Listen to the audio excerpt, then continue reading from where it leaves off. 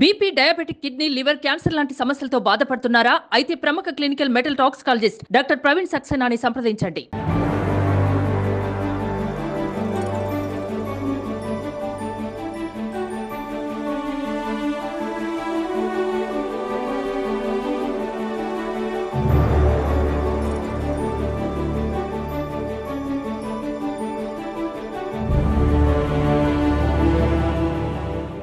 నా తరఫున తెలుగు ప్రజల తరఫున కేంద్ర ప్రభుత్వం తరఫున హృదయపూర్వకమైనటువంటి శుభాకాంక్షలు.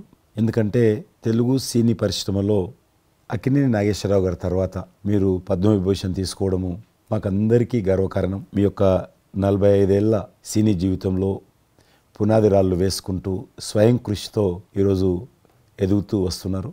ఎంతో కష్టపడి మీరు ఈ స్థాయికి చేరుకున్నటువంటి మీకు ఈరోజు కేంద్ర ప్రభుత్వం పద్మవిభూషణ్తో సన్మానించడము నిజంగా ప్రతి తెలుగు బిడ్డ గర్వపడాల్సినటువంటి అంశమని నేను భావిస్తా ఉన్నాను. Thank you so much. Padma Vibhushan వచ్చిన ఈ సందర్భంలో మీరు అభినందించడానికి నా స్నేహితుడిగా చిరకాల మిత్రుడిగా మీరు రావటం అన్నది నాకు చాలా చాలా సంతోషం, మిక్కిలి ఆనందంగా ఉంది. అండ్ మీ ప్రేమని మీ అభిమానాన్ని ఆస్వాదిస్తున్నాను. Thank you so much. ఢిల్లీలో రాష్ట్రపతి చేతుల మీదుగా తీసుకుంటున్నారు కాబట్టి మేము దానికంటే ముందే మిమ్మల్ని కలవాలి, అభినందించాలనేటువంటి ఆలోచనతో ఈరోజు మీ దగ్గరికి రావడం జరిగింది. మోస్ట్ వెల్కమ్ అండి. దక్షిణ భారతదేశంలో రజనీకాంత్ గారు కానీ మీరు కానీ ఒక మంచి నైతిక విలువలతో కూడినటువంటి నటులుగా మంచి పేరు తెచ్చుకున్నారు. అంతేకాకుండా మన తెలుగు ఇండస్ట్రీస్కి వచ్చినప్పుడు తెలుగు ఇండస్ట్రీలో అప్పుడప్పుడు అనేక రకాల సమస్యలు వస్తుంటాయి, క్రైసిస్ వస్తూ ఉన్నప్పుడు ప్రభుత్వంతో కానీ మీ నటుల మధ్యలో కానీ సినిమా ఇండస్ట్రీ మధ్యలో కానీ వచ్చినప్పుడు సీనియర్ నటుడుగా మెగాస్టార్గా అందరినీ సమన్వయపరుస్తూ మరి ముందుకు తీసుకెళ్ళేటువంటి వారు. అలాంటి మీరు ఈరోజు మరి పద్మవిభూషణ్ రావడం అనేటువంటిది మరి అందరం సంతోషించాల్సిన అంశం అని నేను భావిస్తాను. ఈ ఇండస్ట్రీ లేకపోతే మేము లేవండి. మా చదివిన చదువుకు కానీ మన బ్యాక్గ్రౌండ్కి కానీ ఏదో ఒక మారుమూల ఉద్యోగం చూసుకుంటూ ఉండాల్సిన వాళ్ళు ఈ రోజున ఇంత సెలబ్రిటీ స్టేటస్ కానీ ప్రపంచవ్యాప్తంగా ఎక్కడ మన వాళ్ళు ఉన్నా సరే అక్కడ గుర్తింపు కానివ్వండి, ఇవన్నీ రావటం అంటే కనుక కళామ తల్లి ఆ సినిమా ఇండస్ట్రీ నాకు పెట్టిన భిక్షగా నేను ఫీల్ అవుతుంటాను. ఆ ఇండస్ట్రీ లేకపోతే ఏం లేదు. అందుకని ఇలాంటి ఇండస్ట్రీకి ప్రత్యుపకారంగా నేను ఏం చేయాలి, నాకు ఇంత స్థానం ఇచ్చిన ఇండస్ట్రీకి తిరిగి నేను ఏమి ఇవ్వగలను అనేటటువంటి ఒక గ్రాటిట్యూడ్ నుంచి మొదలైంది. క్రైసిస్ వచ్చినప్పుడు నేనేదో నా భుజం కాయాలి, నా వంతు సహాయం చేయాలి అనే ఆలోచన.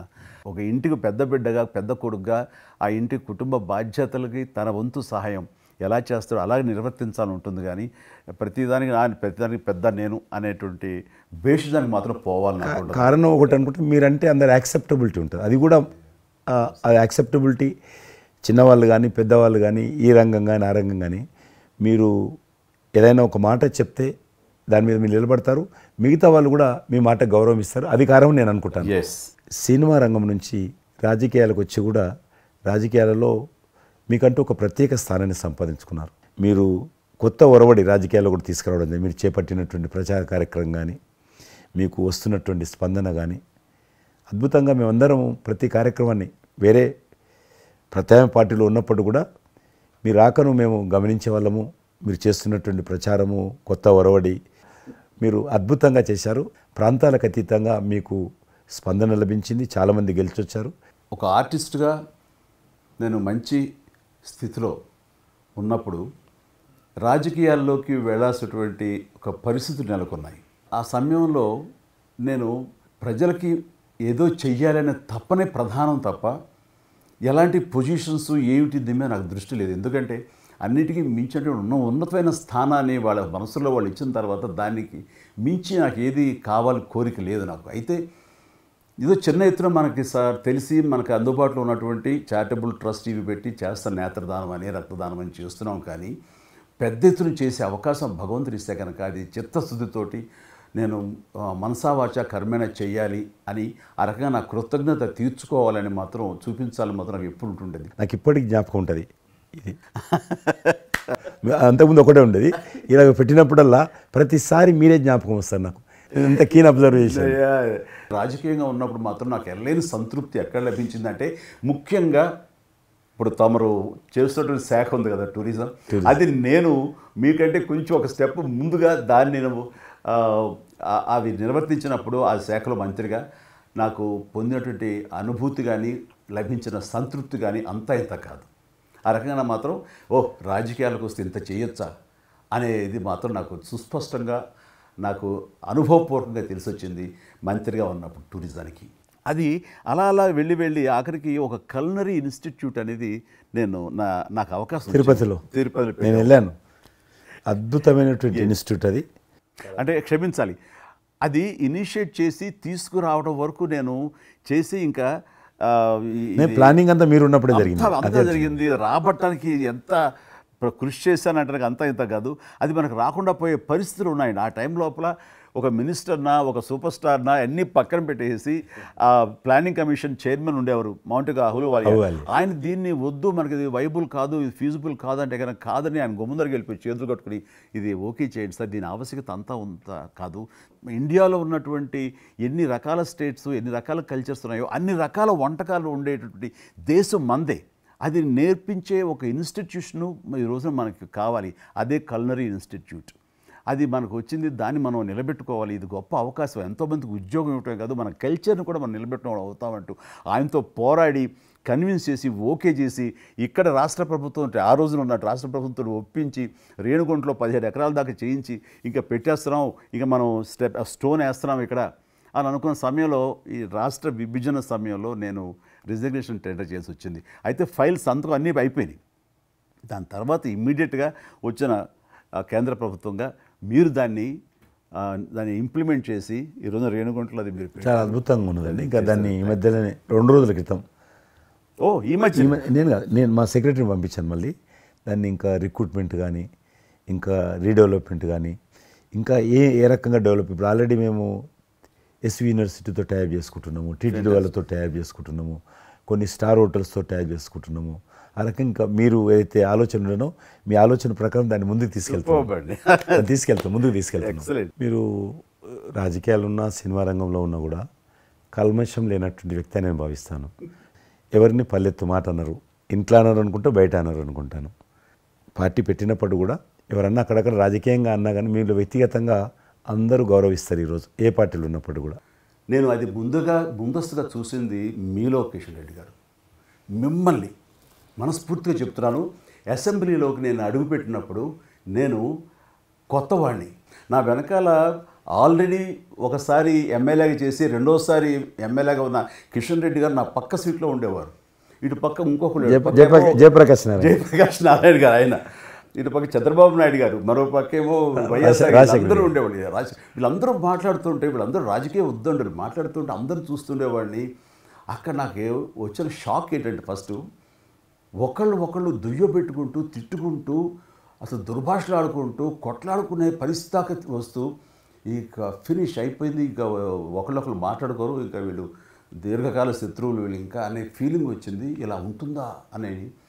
బట్ దానికి విరుద్ధంగా నేను అసెంబ్లీ అయిపోగానే కారులో నడుచుకెళ్తుంటే ఎవరైతే ఇద్దరు తిట్టుకున్నారో ఒకరొకరు దూషించుకున్నారో వాళ్ళు భుజమే చేసిన ఏంది భయ్యా నువ్వు అలా నువ్వు అనలేదు భయ్యా, అరే నా నాయకుడు చూస్తున్నారా అనకపోతే బాగుంటుందని ఇట్లా అంటుంటే నాకు షాక్ తిన్నాను. చాలా ఆశ్చర్యపోయేవాడిని, ఇదే ఇలా ఉంటుందా. మీ సినిమా ఫీల్డ్ కంటే ఎక్కువ నటులు ఉంటారు, మీ సినిమా ఫీల్డ్ కంటే ఎక్కువ నటులు రాజకీయాల్లో ఉంటారేమో అలా అనిపిస్తుంది నాకు. అక్కడ అలాంటి పరిస్థితుల్లో ఒక నిబద్ధతతోటి ఇష్యూ బేస్డ్గా మాట్లాడుతూ తను అనుకున్నవి నిర్దిష్టంగా చెప్పగలిగేటటువంటి నాయకుల్లో మిమ్మల్ని అబ్జర్వ్ చేశాను. మీరు ఎక్కడ ఎవరిని దుర్భాషలాడటం నేను చూడలేదు, ఎవరిని పౌరుషంగా మాట్లాడటం చూడలేదు, ఎవరిని ఎద్దేవా చేయటం రెడిక్యూల్ చేయడం నేను చూడలేదు. మీరు ఎంతసేపు ఇష్యూ బేస్డ్గా మాట్లాడేవాళ్ళు స్ట్రాంగ్ వాయిస్ చేసుకుని మీరు అనుకున్నది అది ఎంత కరెక్టు, ఎలా అన్యాయం జరుగుతుంది అని ఆ ప్రజలకి మద్దతుగా ప్రజల తరపున నిలబడి మాట్లాడిన నాయకుడుగానే మిమ్మల్ని చూశాను. నేను ఇప్పటికీ అలాగనే ఉన్నాను.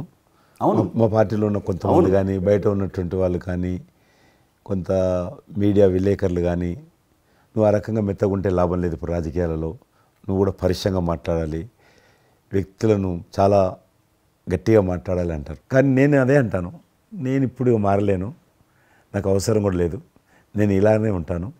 నేను గతంలో ఏ రకమైనటువంటి వాజ్పేయి గారు, లాల్ కృష్ణ అద్వానీ గారు, మా తెలంగాణలో మా వి రామారావు గారు, వెంకయ్యనాయుడు గారు, దత్తాత్రేయ, ఇదంతా నాకు నేర్పారు వాళ్ళు. నేను చిన్నగా ఉన్నప్పుడు నా చేయి పట్టుకొని నడిపారు వాళ్ళు. కాబట్టి నేను ఏ రోజు కూడా చిన్న పొరపాటు చేయకూడదనేటువంటి దాంట్లో ఉన్నాను. నేను ఎప్పుడన్నా రాస్తారోకో చేసేవాళ్ళం. రాస్తారోకే మాకు వి రామారావు గారని సిక్కిం గవర్నర్ ఉండే ఎమ్మెల్సీ, ఆయన వెంటనే ఫోన్ చేసేవాడు. నువ్వు ఎక్కడన్నా పోతున్నప్పుడు ఎవరైనా రాస్తారోకే చేస్తే ఒక 2-3 గంటలు ట్రాఫిక్ జామ్ అయితే నీకు ఎంత బాధ అవుతుంది?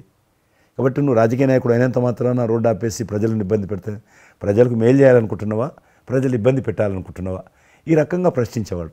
నేను ఎవరైనా ముఖ్యమంత్రులది దిష్టిబొమ్మ తగలబెడితే ముఖ్యమంత్రి తగలబెట్టొద్దు, కావాలంటే గవర్నమెంట్ తగలబెట్టు, వ్యక్తి ఆ రకం చిన్న చిన్న విషయాలు నాకు. Fantastic sir.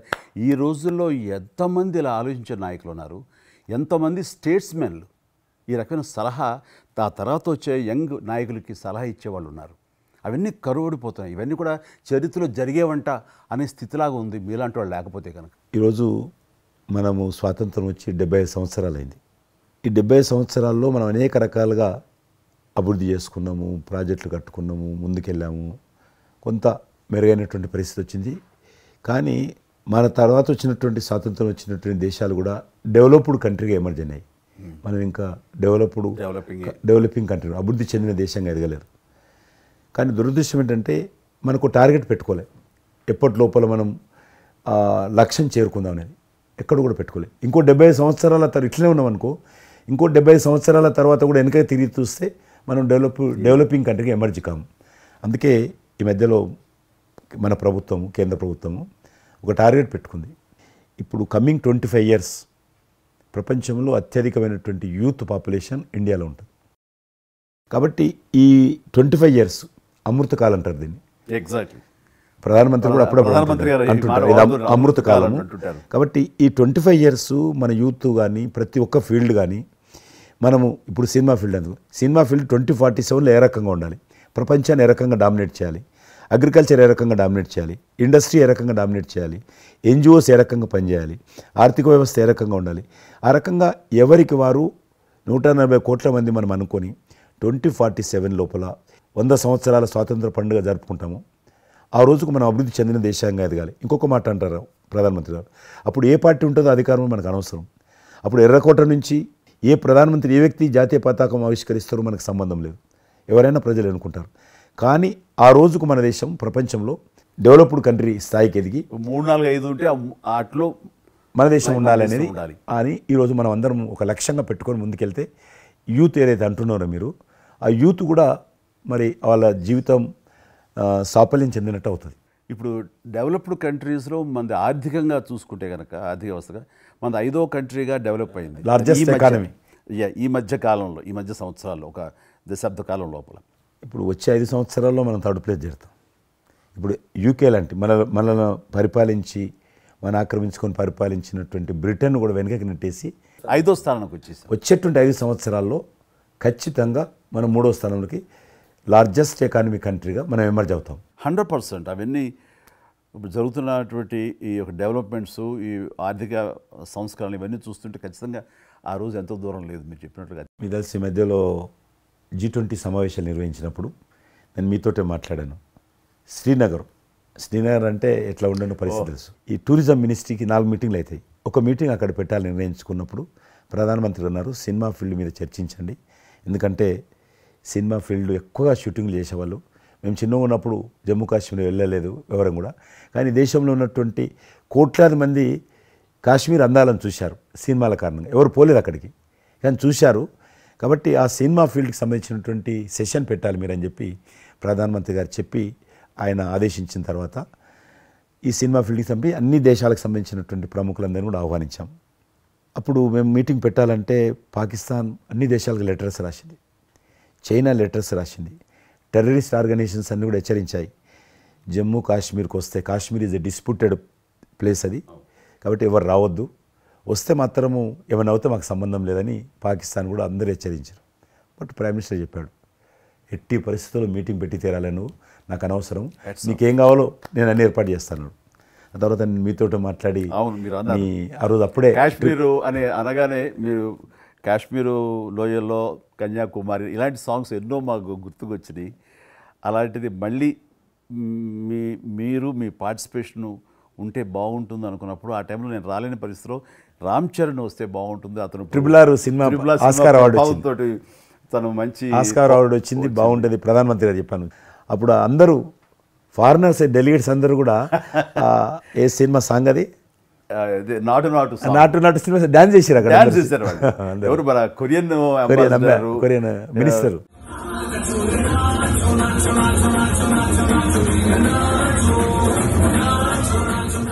అలాగే ఇంకొక జర్మన్ అంబాసిడర్స్ చాలా మంది కింద మీరు చూసింది కొద్దిమందిని, కింద చాలా మంది చేశారు ఆ పాట పెట్టి చేసినప్పుడు. సో ఇప్పుడు మీకు మనవి చేస్తున్నాను, లాస్ట్ 2023లో ఇప్పుడు ఆ ఆర్టికల్ 370 తెలియించిన తర్వాత 23 కానీ 22 కానీ ఆల్మోస్ట్ మోర్ దెన్ 300 పిక్చర్స్ అవి మరి ఓటీటీ సినిమాలు కావచ్చు, టీవీ సీరియల్స్ కావచ్చు, మన సినిమాలు కావచ్చు, కొన్ని బయట దేశాలకు సంబంధించినటువంటి సినిమాలు కూడా ఆల్మోస్ట్ 300 పిక్చర్స్ షూటింగ్ జరిగాయి అక్కడ లాస్ట్ 2 ఇయర్స్లో.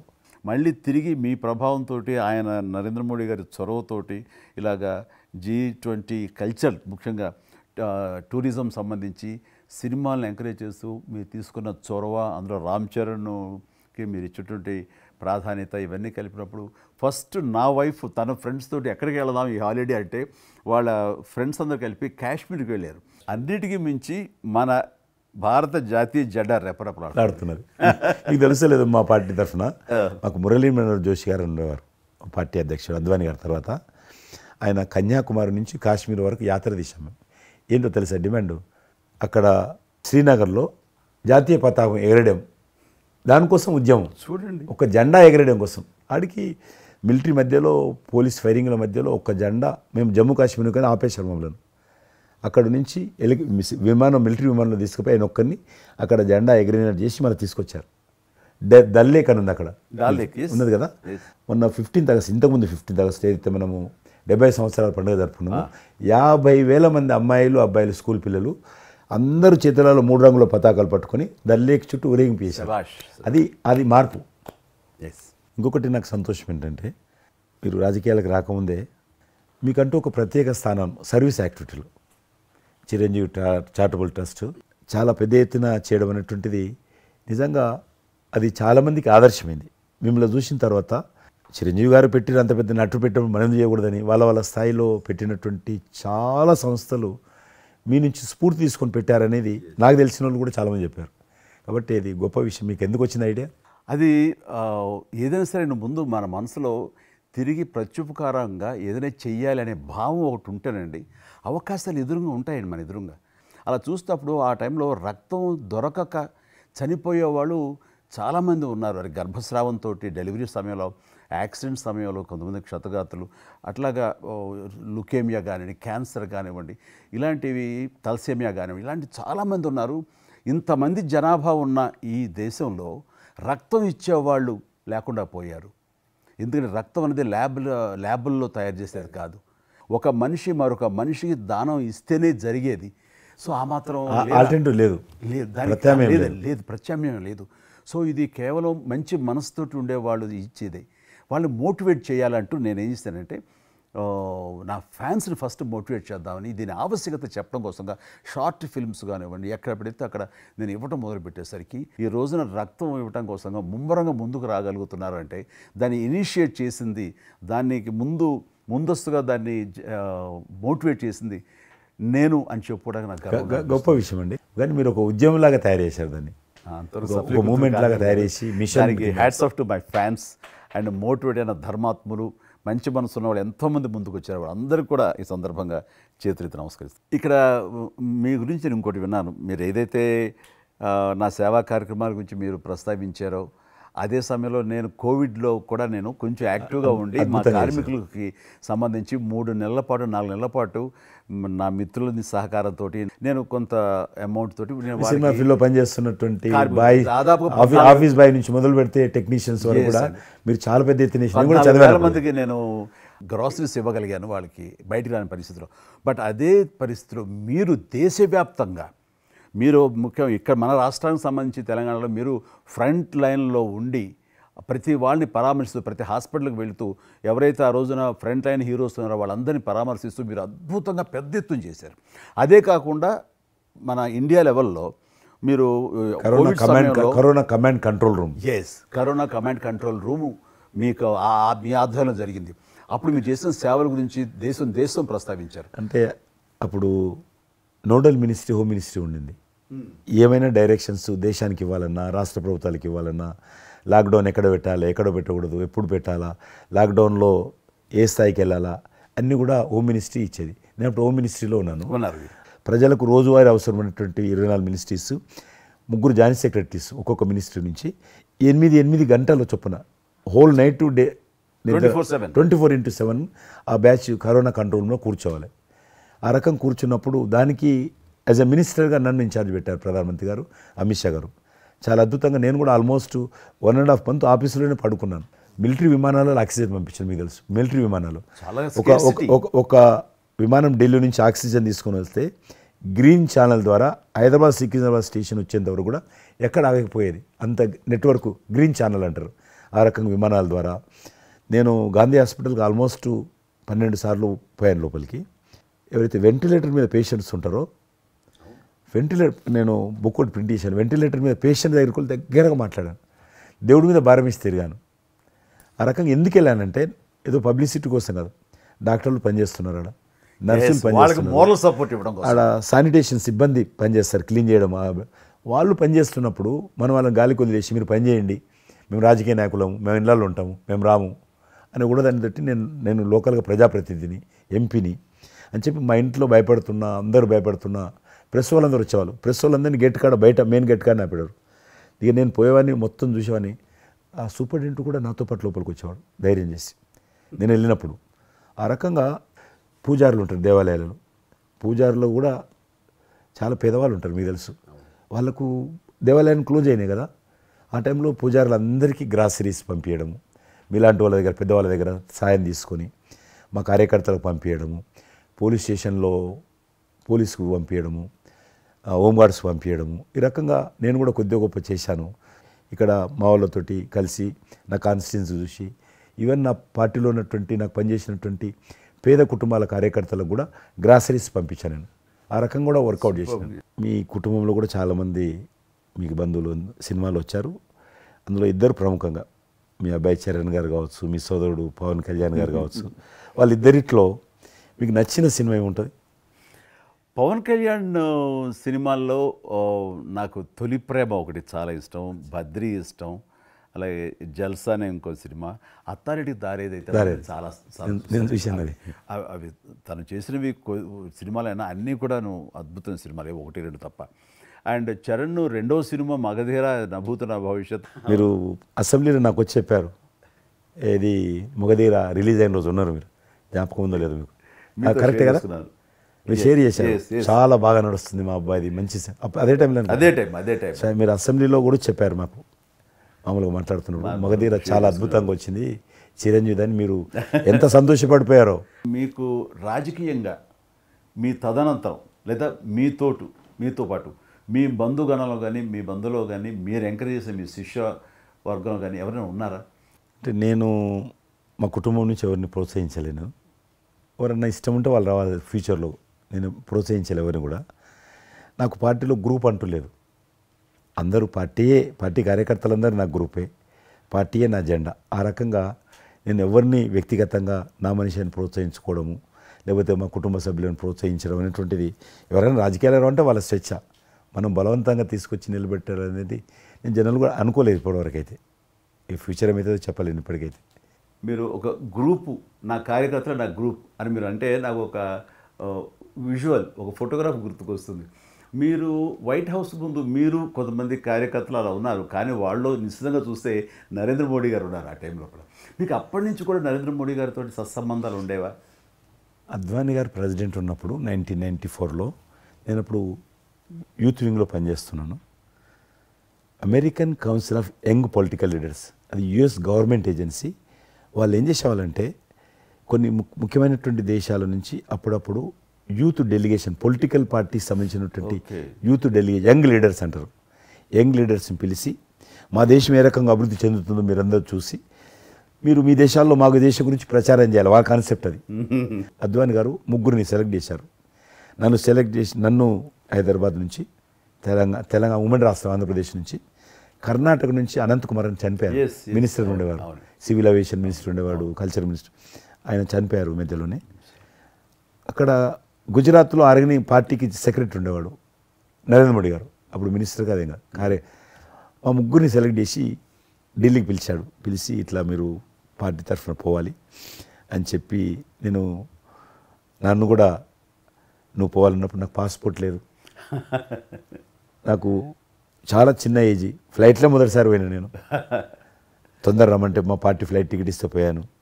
మాట్లాడినాక వారు చెప్పారు మీరు ముగ్గురు కూర్చున్నాక ఇంటి ముందోటి కటింగ్ షాప్ ఉంది, నరేంద్ర మోడీ గారి గడ్డ ఉంది, నాకు గడ్డ ఉంది, చిన్నోని, మీరు ఇద్దరు క్లీన్ షేవింగ్ చేసుకురా అన్నాడు. నరేంద్ర మోడీ ఇంటి మా అమ్మ పోయిన క్లీన్ నాకు చూపించాలన్నాడు. మళ్ళీ వచ్చి మళ్ళీ పోయి క్లీన్ షేవింగ్ చేసుకొని నరేంద్ర మోడీ గారు మేము ఇద్దరం, ఎందుకంటే అయినా మీరు పార్టీ రిప్రజెంట్ చేయడం లేదు, మీరు ఇండియాని రిప్రజెంట్ చేస్తున్నారు, టైంకి రావాలా, టైం పోవాలని చెప్పి మమ్మల్ని పంపించిన తర్వాత నరేంద్ర మోడీ గారు మీరు చూడండి ఆ ఫోటోలో ఆయన సంఖ్య ఒక బ్యాగ్ ఉంటుంది, ఆ బ్యాగులో పుస్తకము పెన్ ఉంటుంది. మేము రాజులాగా పుస్తకం లేదు, పెన్ లేదు, మేము పోతుంటే అందులో భాగంగానే వైట్ హౌస్ లోపల రానిచ్చేవాళ్ళు చాలా దూరంకి వెళ్ళి, కానీ చూపించేవాళ్ళు బయట ఉండే కొంత అమెరికా ఇది వైట్ హౌస్ అక్కడ కనిపిస్తుంది, అందులో అది ప్రెసిడెంట్ రూము, ఇక్కడ కనిపిస్తుంది కిచెను, ఇది కాన్ఫరెన్స్ హాలు. బయట నుంచి అందరు చెప్పేటోళ్ళు చాలామంది ఉండేవాళ్ళు, గైడర్స్ టూరిస్ట్ గైడ్స్ ఉంటారు కదా, వాళ్ళు చాలామంది అక్కడ పోతే చెప్పేవాళ్ళు. ఆ రకంగా అక్కడ దిగినటువంటి ఫోటో అది. ఎందుకు రిలీజ్ చేశానంటే ప్రధానమంత్రి గారు అయిన తర్వాత నాకు ఫోన్ చేశాడు, కిషన్ ఏమన్నా మీ దగ్గర ఫోటోలు ఉన్నాయా? ఆయన దగ్గర లేవు పాపం. ఓకే, నాకు ఫోన్ చేశాడు. నేను ఎమ్మెల్యే క్వార్టర్స్లో అవన్నీ ఫోటోలు తీసినాక ఇంత కట్ట ఉండే కానీ అన్నీ అంటుకొని ఒకటి మనకు తెలియదు కదా, మొత్తం పాడిపోయినాయి. 8 ఫోటోలు దొరికినాయి. అందులో ఏదో ఒకటి దొరికింది, బోటు థమ్స్అప్ తాగుతూ, అప్పుడు థమ్స్అప్ తాగొద్దని కూడా తెలియదు, ఇది మల్టీనేషనల్ కంపెనీ అటువంటి ఏం లేదు అప్పుడు. బోట్ నడిపిస్తున్న ఫోటో ఇవన్నీ కూడా కొన్ని దొరికితే పంపించాను. ఆయన ఏ వైట్ హౌస్ ముందు అయితే నేను ఫోటో దిగాను గేట్ కాడ, ఈరోజు అదే వైట్ హౌస్ ఆహ్వానం మేరకు వైట్ హౌస్ లోపలికి వెళ్తున్నానని ఆ ఫోటో రిలీజ్ చేశాడు. ఎక్సలెంట్ ఎక్స్పీరియన్స్ ప్రైమ్ మినిస్టర్ ఆ ఫోటో బయటకు ఆ ఫోటో బయటకు వచ్చింది. ఆ రోజు ప్రైమ్ మినిస్టర్ గారు అయిన తర్వాత అమెరికాకి వెళ్తున్న రోజు రిలీజ్ చేసిన ఫోటో అది. మీరు మాకు ఒక మాట ఇచ్చారు, మీరు మన ఆఫీస్ ఏదైతుందో టూరిజం ఆఫీసు ఢిల్లీలో నేను వస్తాను, మన ఇద్దరం ఒకసారి ఎందామని అన్నారు. కానీ మీ ఒత్తిడి కారణంగా మన ఒత్తిడి కారణంగా జరగలేదు. ఇంకా అది రేపు ఎలక్షన్స్ తర్వాత మళ్ళీ అది చెప్పలేము కాబట్టి అది అది కాకుండా మీరు నాకు ఇంకా జ్ఞాపకం ఆఫీస్లో ఉన్నప్పుడు నాకు గర్వం ఫీల్ అవుతాను. ఎందుకంటే మీరు పెట్టిపోయినటువంటి ఫోటోలు ఇండియాకి సంబంధించినటువంటి టూరిజం డెస్టినేషన్ యొక్క ఫోటోస్ ఏవైతున్నాయో అవి ఇంకా ఆ రకంగానే ఉన్నాయి. నేను అడిగిన ఎవరు పెట్టారంటే చిరంజీవి గారు పెట్టారంటారు. డ్రైవర్ కూడా మీకైతే డ్రైవర్ ఉండను, అతను ఇప్పుడు నా దగ్గర ఉన్నాడు, రణధీర్. మీకు చెప్తుంటాడు, సార్ మై చిరంజీవి సాబ్ కभी मैं ही साहब ड्राइवर मैं ही चलाता उनका गाड़ी ఢిల్లీ में आज आपको मैं चला रहा हूं साहब అంటాడు. ఇంకా ఉన్నాడు పాపం. చాలా సీనియర్ అండి అతను, చాలా మంచి. మన ఉమ్మడి ఆంధ్రప్రదేశ్ ఉన్నప్పుడు మనం ఇండియాలోనే మనమే ఆరోగ్యశ్రీని ప్రారంభించామన్నది నాకు తెలిసినటువంటి వాస్తవం. ఆ తర్వాత మిగతా రాష్ట్రాలు కూడా వ్యాపించింది అనేది చాలా ఇది. అలాంటి ఆరోగ్యశ్రీకి కిషన్ రెడ్డి గారే ఆద్యులు, అంకురార్పణ చేసిన వాళ్ళు అని బయట బాగా వెనుకడు ఉంది. ఆ తర్వాత ప్రభుత్వాలు పికప్ చేసాయి. అది ఎందుకు, ఎలాగా, అది మీరు ఎట్లా ఇనిషియేట్ చేశారు ఆరోగ్యశ్రీ అనేది? 2004 నేను ఎమ్మెల్యే అయినప్పుడు పేరున్న మందకృష్ణ మాదిక్ గారు, ఆయన వాళ్ళకు సంబంధించినటువంటి ఎస్సీ వర్గీకరణ మీద పోరాటం చేస్తూనే సామాజిక సమస్యల మీద కూడా పోరాటం చేసేవారు. దివ్యాంగులకు పెన్షన్ పెంచాలని ఆయన తిరుగుతున్నప్పుడు ఈ అనేక జిల్లాలలో గుండె జబ్బులు ఉన్నటువంటి పిల్లలు జన్మించేవాళ్ళు.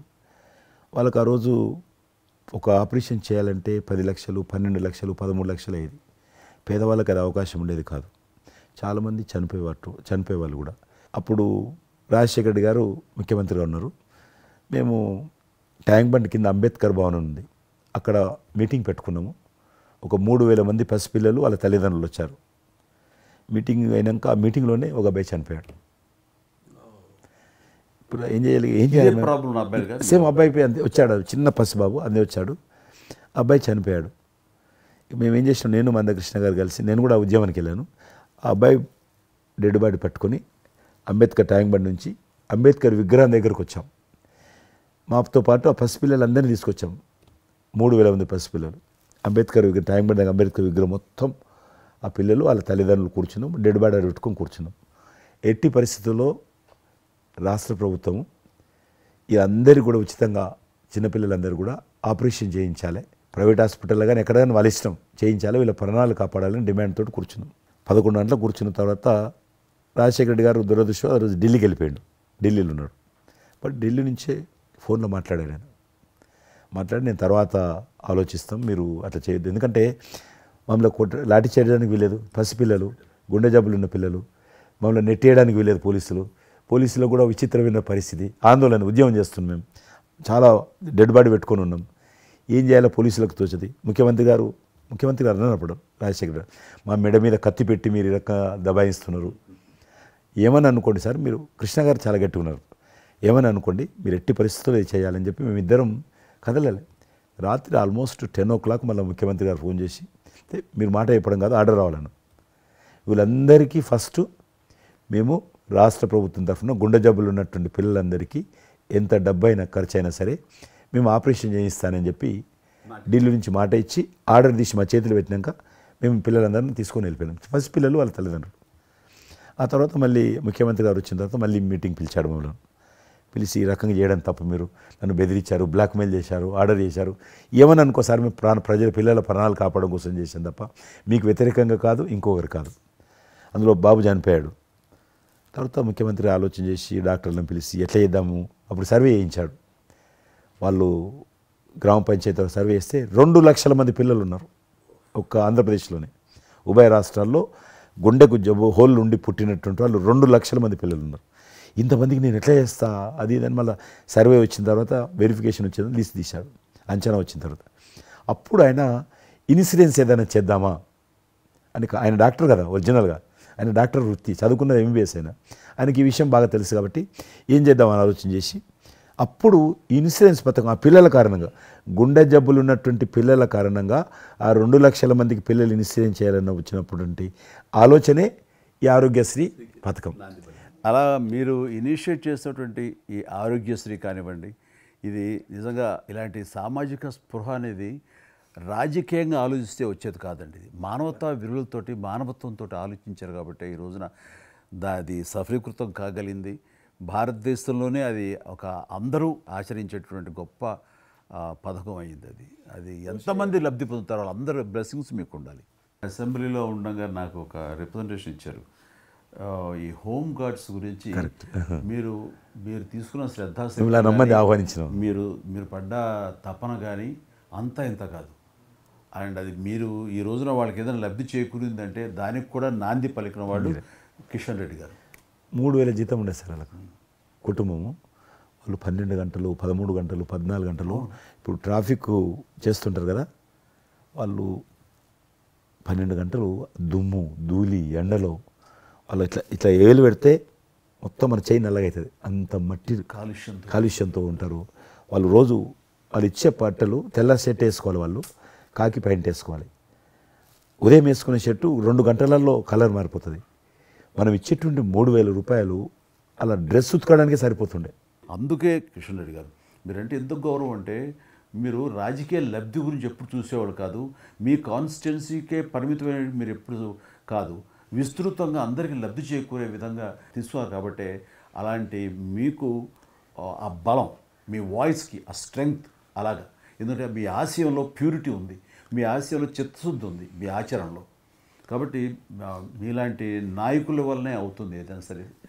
జనవరి 22 నాడు నేను టీవీలో చూశాను, మీరు అయోధ్యలో రామమందిర నిర్మాణంలో మీ దగ్గర కెమెరాలు పెట్టడము, మీరు కామెంట్ చెప్పడము, మిమ్మల్ని పిలవడము, మీరు పోవడము, మీరు ఆ రోజు టీవీలో దేశమంతా అన్ని టీవీలు మాట్లాడాయి. మీకు మీరు ఏ రకంగా ఫీల్ అనిపించింది మీకు?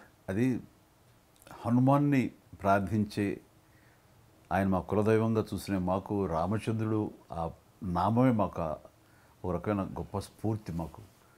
అలాంటి రాముడు మమ్మల్ని ఆహ్వానించినట్టుగా అనిపించిందండి. అది అక్కడ 500 సంవత్సరాలుగా ఎన్నో ఇక్కడ ఉన్నటువంటి ప్రాబ్లం అనేది అది సునాయాసంగా చేయటం అన్నది అది ఆయన వల్లనే అయ్యింది, నరేంద్ర మోడీ గారు తలుచుకోబట్టి అయ్యింది అనేది. అలాంటి దానికి మేము ఆహ్వానించబడటం అనేది అది మేము చూసుకున్న అదృష్టం, మా పుణ్యం.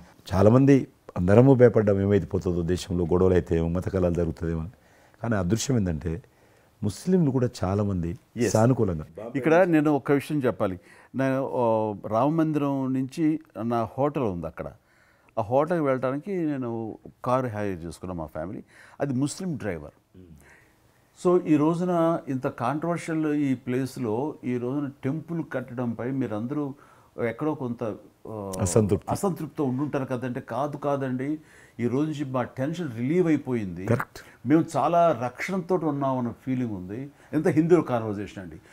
ఇక్కడ 144 సెక్షన్ ప్రివేల్ అవుతూ ఏ రోజున ఏం గొడవలు జరుగుతాయి, ఎక్కడి నుంచి ఏ ఘర్షణలు జరుగుతాయి, స్కూల్కి వెళ్ళి మా బిడ్డలు వస్తారా వెళ్తారా అనే టెన్షన్లో ఉండేవాళ్ళం మేమంతా. అండ్ అలాంటి ఘర్షణలో వాళ్ళు ముస్లిమ్సా లేకపోతే హిందూస్ అని ఏం చూడరు కదండి, ఎవరు అందరూ సఫరర్సే. అలాంటి పరిస్థితులు ఇప్పుడు నెలకొన్న సమయంలో ఎలాంటి గొడవలు లేకుండా ముందు ఒక నిర్ణయం తీసేసుకున్నారు. ఎస్, రామ మందిరం వెల్ కట్టేసారు, అయిపోయింది. ఇక్కడి నుంచి లిఫ్ట్ చేసేసారు 144 సెక్షన్, ఇంకేం లేదు, అన్నీ సజావుగా సాగిపోతాయంటే మాకు సెక్యూరిటీ ఫీలింగ్ వచ్చింది, మా బిడ్డలకు రక్షణగా ఉంది, మాకు ఇంకేమీ కాదన్న భరోసా వచ్చింది మాకు. వీఆర్ సో హ్యాపీ అని ఒక ముస్లిం సోదరుడు అన్నారు. ఇప్పుడు అదే మీరు ప్రస్తావిస్తున్నారు. చాలామంది ముస్లిమ్స్ వెళ్తున్నారు చూడడానికి, దర్శనం చేసుకోవడానికి. ఒక అమ్మాయి అయితే బాంబే నుంచి నడుచుకుంటూ వచ్చింది, 22nd చేరుకుంది అక్కడ అమ్మాయి. ఓకే, నేను ఉన్నాను వెనకనే ధైర్యాన్ని ఇచ్చేటువంటి మన ప్రధాని గారు, ఈ భారత ప్రభుత్వం ఇవన్నీ కలిపి దోహదపడ్డాయి. అందుకని ఆయన ఒక మాట అన్నారు అయోధ్య టైంలో, మొన్నటిదాకా టెంట్లో రాముడిని చూసాం, ఇంకా రాముడికి ఆ పరిస్థితి లేదు, ఆయన ఒక పర్మనెంట్ స్ట్రక్చర్లో ఉంటాడు అని అన్నప్పుడు అందరూ మంచి రెస్పాన్స్ ఇచ్చారు, బాగా రెస్పాండ్ అయ్యారు. అట్లాగా ఈ రోజున ఆయన తీసుకున్న ప్రతి కార్యక్రమం కూడాను ఒక మత సామరస్యాన్ని సూచిస్తుంది. దానికి నేను ఒక విషయం కూడా చెప్తాను, మీరు చెప్పారు కదా, నేను ఎలక్షన్ ప్రచారానికి 2019లో కానీ అంత ముందుగానే వెళ్ళేవాడిని. డిఫరెంట్ రీజన్స్ మా పార్టీకి సంబంధించి కావచ్చు, ఇతరత్ర కావచ్చు. మేము వెళ్తున్నప్పుడు ముస్లిం సమాజాన్ని బస్తీలు కూడా వస్తాయి కొన్ని. మేము ఎంత మైకులు పెట్టుకొని డ్రమ్ కొట్టుకుంటూ పోయినా కూడా ఒక్కరు కూడా బయటకు వచ్చేవాళ్ళు కాదు. ఇప్పుడు పరిస్థితి త్రిపుల్ తలాక్ అని ఒకటి ఉండేది, అది ముస్లింలో ఒక సాంప్రదాయం. అది ఏదైనా భర్త కోపం వచ్చినా 3 సార్లు తలాక్ అంటే ఆడబిడ్డ ఇంటి నుంచి వెళ్ళిపోవాలి. 3 సార్లు అంటే తలాక్ అంటే వెళ్ళిపోవాలి. అయితే దాన్ని మోడీ గారు త్రిపుల్ తలాక్ సిస్టాన్ని చట్టం చేసి ఇది చేయడానికి వీల్లేదు, ముస్లిం మహిళలకు కూడా హక్కులు ఉంటాయి అని చెప్పి ఆయన చేశాడు. అప్పుడు కూడా చాలామంది భయపెట్టించారు, మత కళాలు జరుగుతాయి, అట్లా వేయొద్దు, నువ్వు ముస్లిం పర్సనల్ విషయాల్లో మీరు జోక్యం చేసుకుంటున్నారంటే ఆయన చాలా వివరంగా చెప్పాడు. ఈరోజు నువ్వు ఒక భర్తగా నీ భార్యకు తలాక్ అని ఇచ్చేసి పంపించేస్తున్నావు. రేపు నువ్వు తండ్రి అవుతావు. తండ్రి అయిన తర్వాత కూడా మీ అల్లుడు నీ కూతురుకు తలాక్ తాగని విడాకులు ఇచ్చి పంపిస్తే అప్పుడు నువ్వు ఎంత బాధపడతావు? కాబట్టి ఏ తండ్రి అయినా సరే అట్లా ఉంటుంది. కాబట్టి ఇది ఈ రకమైనటువంటి ఉండకూడదని చెప్పి ఆయన త్రిపుల్ తలాక్ రద్దు చేస్తే, నేను ప్రచారానికి వెళ్తున్నప్పుడు అంతకుముందు బయటకు వచ్చేవాళ్ళు కాదు. ఉదాహరణకు నేను ఇట్లా పోతున్నాను అనుకోని, రోడ్డు రథం మీద నేను పోతుంటే ఇటు సైడ్ నుంచి ఒక ముస్లిం అలా భార్యను కూర్చుని పెట్టుకొని మోటార్ సైకిల్ మీద నడుపుకుంటూ వచ్చేవాడు. ఇప్పుడు ఏం చేస్తున్నంటే భర్తకు చూడకుండా వెనుకున్నటువంటి భార్య పరద లేపి ఇట్లా నాకు ఊపుతున్నచ్చి, ఇది నేనే సాక్ష్యం. అంత మార్పు వచ్చింది. కట్టన్స్ ఓపెన్ చేసి బస్తీలలో ఇండ్ల ముందుకు వెళ్తుంటే ముస్లిం ఆడబిడ్డలు వచ్చి, మాతృమూర్తులు వచ్చి, తల్లులు వచ్చి చేతులు ఊపుతున్నారంటే నిజంగా సంతోషం. అంటే ఆడబిడ్డలో 10 కోట్ల మంది ముస్లిం ఆడబిడ్డలు ఉంటారు దేశంలో, కానీ అది రావడంతో వాళ్ళకు ధైర్యం వచ్చింది, వ్యతిరేకత లేకుండా, ఏ ప్రొటెస్ట్ లేదు. అదే ఫస్ట్ ఆఫ్ ఆల్ విజయం. కాబట్టి ఈరోజు ఆ రకంగా మీరు చెప్పిన దాన్ని బట్టి వాతావరణం మార్పు వచ్చింది. ఈరోజు మత కళాలు లేవు, కర్ఫ్యూలు లేవు. హైదరాబాద్లో ఎన్ని గొడవలు జరుగుతుండే, ఒక్క గొడవ లేదు ఎక్కడ. బాంబేలో, యూపీలో ఎక్కడ చూసినా మత కళాలు ఉండేది. ఈరోజు ఆల్మోస్ట్ 98% కమ్యూనల్ క్లాసెస్ అయిపోయినాయి. ఎక్కడ కూడా కర్ఫ్యూ అయినా లేదు. దేశంలో ఎక్కడో దగ్గర కొన్ని నగరాలలో కర్ఫ్యూ ఉంటుండేది, కొన్ని నగరాల్లో మత కళాలు జరుగుతుండేది. ఎక్కడో ఒక దగ్గర యూపీలోనూ, మధ్యప్రదేశ్లోనూ, మహారాష్ట్రలోనూ, ఇప్పుడు బీహార్లోనూ ఎక్కడ వింటలేదు, ఎక్కడ లేదు. ఈవెన్ జమ్మూ కాశ్మీర్ లాంటి రాష్ట్రంలో కూడా 144 సెక్షన్ లేనటువంటి పరిస్థితి ఉన్నది. మీరు పోయొచ్చా అంటున్నారు. అద్భుతంగా ఉన్నమాట. అది నరేంద్ర మోడీ గారు చాలా విజనరీగా ఆ రకంగా చేశారు. చాలా సంతోషం కృష్ణరెడ్డి గారు. మీరు నన్ను అభినందించడానికి అవార్డు తీసుకుంటున్న సమయంలో పురస్కరించుకుని మీరు వచ్చినందుకు, నన్ను అభినందించినందుకు ధన్యవాదాలు తెలియజేస్తూ, మీతో ఇంతసేపు సంభాషించడంలో ఎన్నెన్నో విషయాలు తెలుసుకున్నాను. నాకు అనుభవపూర్వకంగా తెలిసినవి మీతో పంచుకున్నాను. అండ్ మీలాంటి నాయకులు రావాలి, ఉండాలి, మరి ఎంతోమందికి ఇన్స్పిరేషన్గా ఉండాలి. మీ ఆశయాలు, మీ ఆచరణలు, మీ సమస్య పరిష్కార మార్గాలు, అలాగే మీ నాయకుల యొక్క ఆయన ఆశయాలు, ఆయన యొక్క మార్గదర్శకంగా మీ ముందుండి మిమ్మల్ని ముందు నడిపించే విధంగా, తద్వారా అందరూ కలిసి భారతదేశాన్ని మీరు చెప్తున్నట్టుగా అభివృద్ధి చెందిన దేశాల్లో ఒక దేశంగా పెట్టే స్థితికి మనం వెళ్ళాలనే ఆశాభావం మీ అందరితో పాటు నాకు ఉంది. అండ్ మరొకసారి మీకు ధన్యవాదాలు.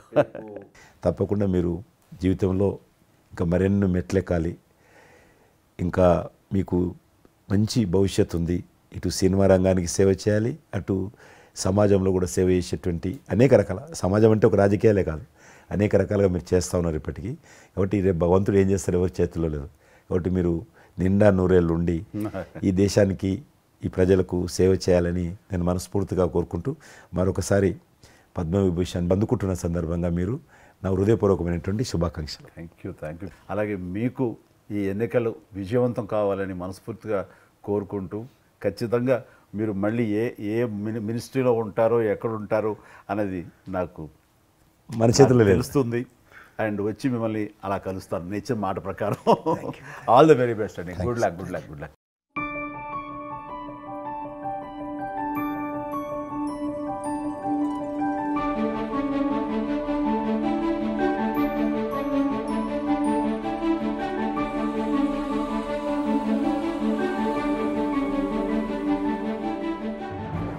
సుమన్ టీవీలో మీ పర్సనల్ అండ్ బిజినెస్ ప్రమోషన్స్ కోసం కింది నెంబర్కి కాంటాక్ట్ చేయండి.